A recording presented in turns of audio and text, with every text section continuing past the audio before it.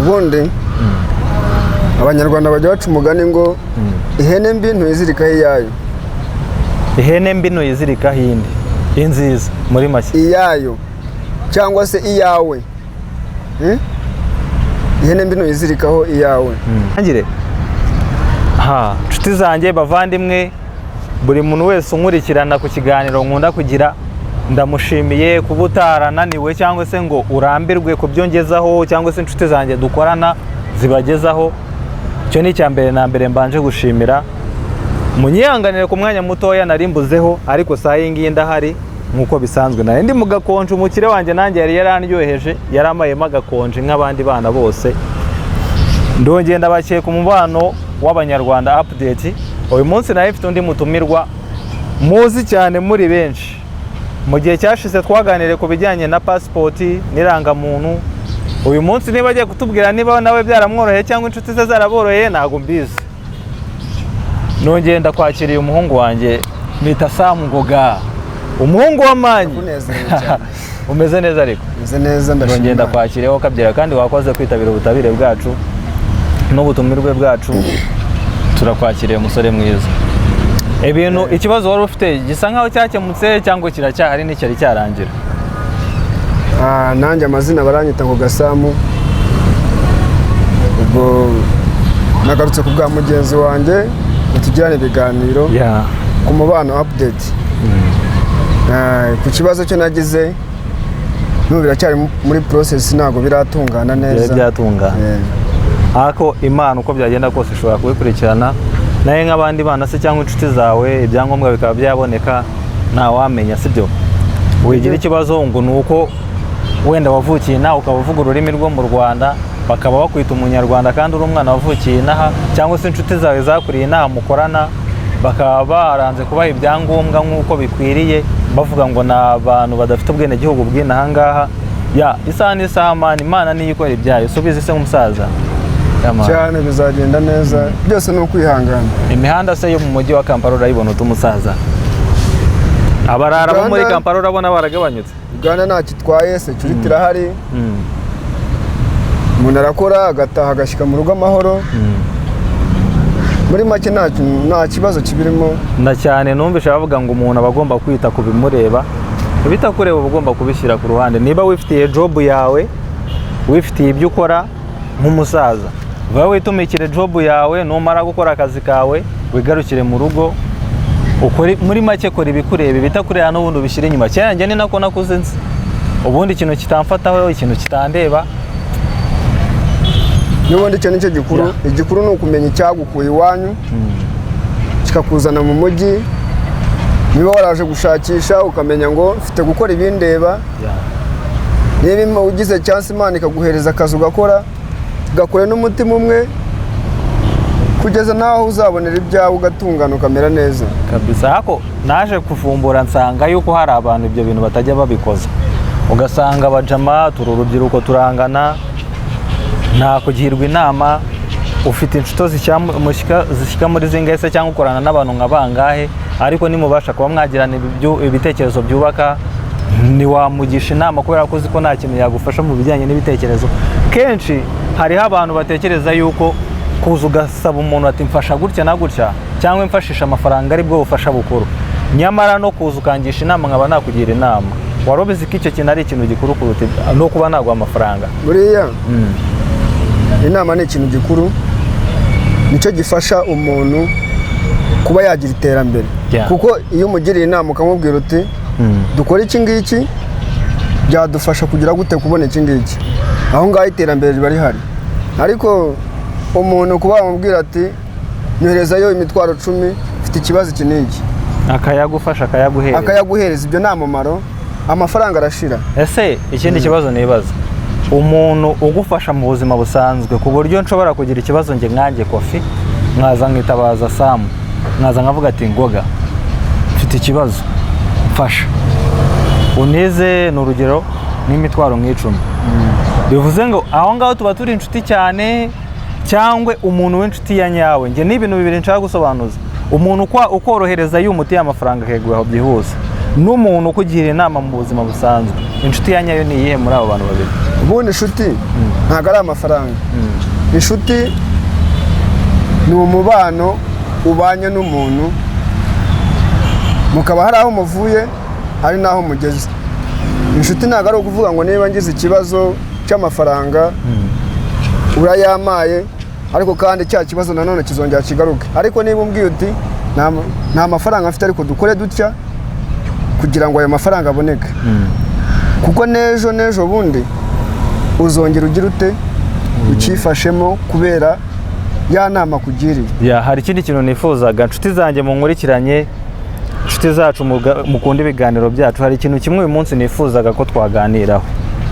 Ibyo bintu bikunda kubaho cyane mu rubyiruko, abasore bakiva iwabo baje kubana muri ghetto, ugasanga umusore umwe avuye from nowhere aje gutangira ubuzima, asanze abajama nka bagenzi be nk'abangahe, ndiko tubyita ubu twebwe ni abajama se cyangwa abasore bagenzi bawe mu bihe bya cyane ko nabyumvaga bakonaga kubyita.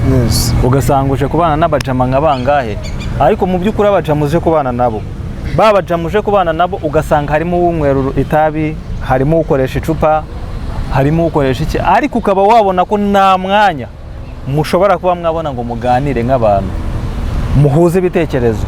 Mu mwanya wo kugira ngo muganire muhuze ibitekerezo ugasanga ari kuvuga ngo ngo mwana uyu munsi kari akademo ko kwa runaka, uyu munsi nta nubwo kancika, ngo mwana uyu munsi tugende nkutemo.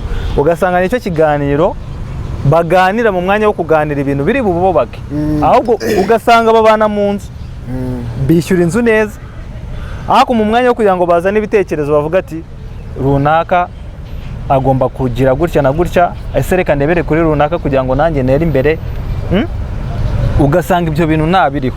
Ugasanga ntibagirana inama mu mwanya wo kugira ngo baganire, bagirane inama nk'abantu bifuza ejo heza hazaza. Ugasanga barazana story za nonsense, mwana uzi ikiriho uyu munsi ndagutwara ahantu nkutema icupa.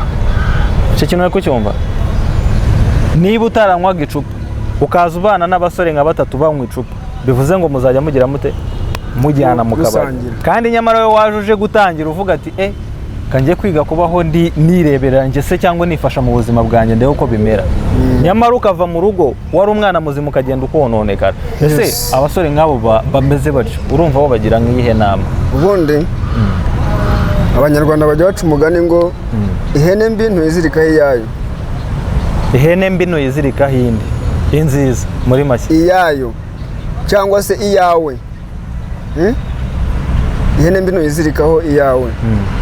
Kubera ko niba njyewe mvuye mu rugo nje mu town, nje gushaka imirimo, nje gushaka nanjye imibereho, nkaza nkasanga bagenzi banjye buje gukorana nabo bari mu ngeso mbi kandi nje gukorana nabo, ubwo njye muri mbega aho niho menyera ninde nshobora kubana nawe akangeza ku iterambere, ninde dushoboye kuba tutabana, kuko ndeba ko n'ubundi iterambere riba ridahari. Ndaje mbasanze muri mu biyobyabwenge, muranywa urumogi, inzoga, mbega ndeba ibintu ko bitameze neza kandi nta terambere ririmo.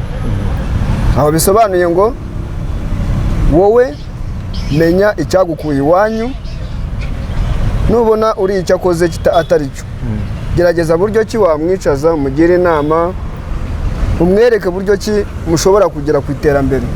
Nubona we atabifitemo gahunda cyangwa se atabishaka kandi byakamufashije, uwo nguwo murekera ibintu bye, ushaka izindi nshuti z'umumaro zishoboye kuba zagugeza ku iterambere. Ariko wari ubizi ko hariho abana badashobora ibyo bintu nk'uko bivuze? Nk'ubu ngubu nshobora kuza nkinjira mu kigare, bibaho barashukana, sibyo? Njye nkava mu rugo hari ikintu kinzanye, wenda tuje gukora akazi kamwe n'urugero, cyangwa se tuje kubana, ariko kubera ahantu nakuriye n'uburyo nakuze, buriya hari akantu kamwe nabonye numvishe njye nk'umuntu, njye nakumvisheho ntabwo mbeshya, ngo ibyo utakoze uri umwana hari igihe yukoze ubikora uri mukuru. Urumva ngo ubikora ukuze ki uri mukuru, bitewe n'icyo. Bityo rero bivuze ngo iyo ugeze muri icyo kigare hari ukuntu ushyika mu kigare abajama bagatangira bagakubwira ati reba akadage, reba umuginga ibintu ari kwikora ngo ari kwirya nk'abana bato, ibintu nk'ibyo ngibyo kugira ngo nabo bereke kuri siriyasi cyangwa se nawe uri umuntu urenze muri bo. Noneho bya bintu bakoraga babikora rwihishwa se cyangwa bagiye ngo noneho ukajya ubishyira public, niba ari itabu ukarikubita ku munwa no ku karubanda bakureba kugira ngo ubemeze ko hari iki nawe uri uwa danje, kandi nyamara uba uri kwiyonona. Mu by'ukuri reka nkubwire ikintu cya mbere nzi na ababyeyi, reka mvuge wenda nka 80% kuko simvuze ngo hari ababyeyi bose niko bakunda abana babo, siko bimeze, bose ntabwo bakunda abana babo ndabizi, ariko 80% umubyeyi abakunda umwana we, kandi aba yifuza ko umwana we azavamo umuntu ukomeye. Nk'uko buri mwana wese ukiri mutoya, buriya wari uzi ko hasi y'imyaka 5 kumanura hasi, wari uzi ko buri mwana wese aba azi ko papa we ari we muntu ukomeye kuri iyi si. Icyo kintu wari ukizi? Yaba umwana w'umukire yaba uw'umukene, buri mwana wese aba azi yuko papa we ari umuntu ukomeye. Njye niko mbizi. Bivuze ngo iyo uvuye mu rugo barakwigishije discipline, kubera ko mama we nta kibakwifuriza na papa we nta kibakwifuriza. Niba baragwaye discipline barakubwira ngo mwana wanjye agenda kuri uyu murongo kuva kuri 0 ukiva mu nda ukageza ku myaka 20 uva mu rugo uvuga ngo ugiye kwihigira ubuzima bwawe. Njye ku bwanjye mba numva nk'umubyeyi wakubyaye ugomba kugendera ku bintu yakwigishije. Ndumva ibyo bintu atari bibi. Umva nkubwire nukuri, kandi njye ntago nakumva bagenzi banjye tugiye kumarana wenda igihe kinini mushobora kumarana n'imyaka 5, siko bimeze, uri guhiga ubuzima wiyubaka gutya na gutya, ariko nyamara umubyeyi wakubyaye wakonyeje, ubundi umubyeyi utagukunda numva atanakonze, ariko umubyeyi wakonyeje bivuze ngo hari icyo abakwifuzamo. Niba yarakwigishije inzira ugomba kugendamo, bibaye bishobotse inshuti zanjye mwagendera muri iyo nzira cyane, kandi siko biri. Menya hari aho